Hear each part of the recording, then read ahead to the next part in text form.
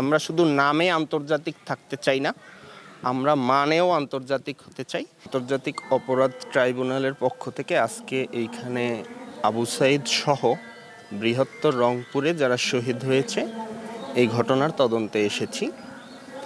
আমাদের এই international crimes tribunal অ্যাক্টে মানবতা বিরোধী অপরাধ প্রমাণের জন্য দুইটা জিনিস খুবই জরুরি।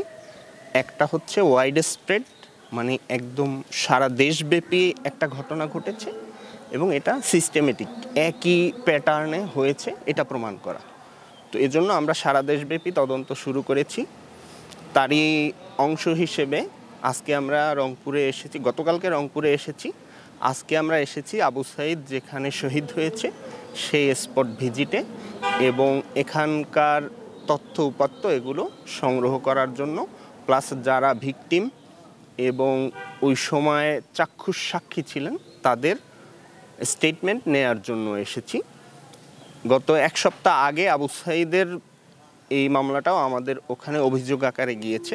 আপনারা জানেন আমাদের আইনে প্রথমে যেটা মামলা হিসেবে এন্ট্রি করা হয় না, এটা হচ্ছে প্রথমে অভিযোগ আকারে যায়, আমরা এটা তদন্ত করি, তো প্রাথমিক সত্যতা পেলে তখন এটাকে মামলা হিসেবে আমরা গ্রহণ করি। তো এক সপ্তাহ আগে আবু সাঈদের এটা আমাদের ট্রাইব্যুনালে অভিযোগ এসেছে। মাননীয় চিফ প্রসিকিউটর মহোদয় আমাদেরকে পাঠিয়েছেন। দুইটা মামলা দুই আইনে।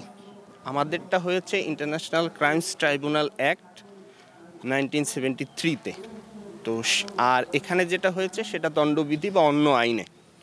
তো দুই আইনে যেহেতু দুই জায়গায় চলতে পারবে, তারপরেও তদন্ত করে আমরা দেখব বা পরবর্তীতে এটা ডিসিশনের ব্যাপার যে বাকি মামলাগুলোও আমাদের ইয়েতে আসবে কি আসবে না, সেজন্য অপেক্ষা করতে হবে আমাদেরকে।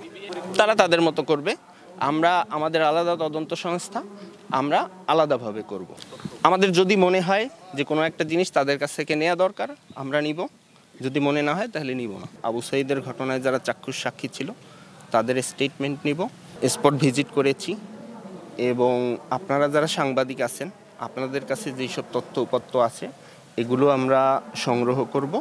প্লাস হচ্ছে আজকের পরে আমরা হসপিটালেও যাব, যেই সব ডাক্তাররা তাদেরকে প্রাথমিক চিকিৎসা দিয়েছে সেগুলো দেখব এবং অন্যান্য যারা শহীদ আছে তাদের আত্মীয় স্বজন বা তাদের ওই স্পটগুলো ভিজিট করব এবং ওই মামলার ভিকটিম আরও যারা আছেন তাদেরও স্টেটমেন্ট নিব।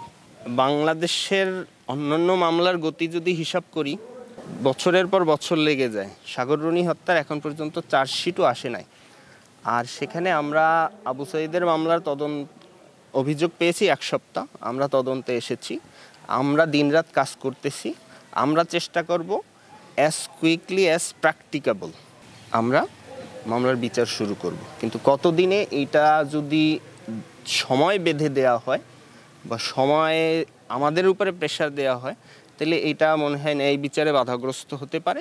সেজন্য আমরা ন্যায় বিচার নিশ্চিত করার জন্য যত দ্রুত সম্ভব আমরা চেষ্টা করে যাচ্ছি। আমরা শুধু নামে আন্তর্জাতিক থাকতে চাই না, আমরা মানেও আন্তর্জাতিক হতে চাই এবং এজন্যই আমাদের এই আইনে ধরেন একটা ভিডিওর ফরেনসিক দরকার নেই, যে কোনো সোর্স থেকে পেলেই হয়, কিন্তু আমরা আপনাদের কাছে ছুটে এসেছি একদম ভিডিওটা নেয়ার জন্য।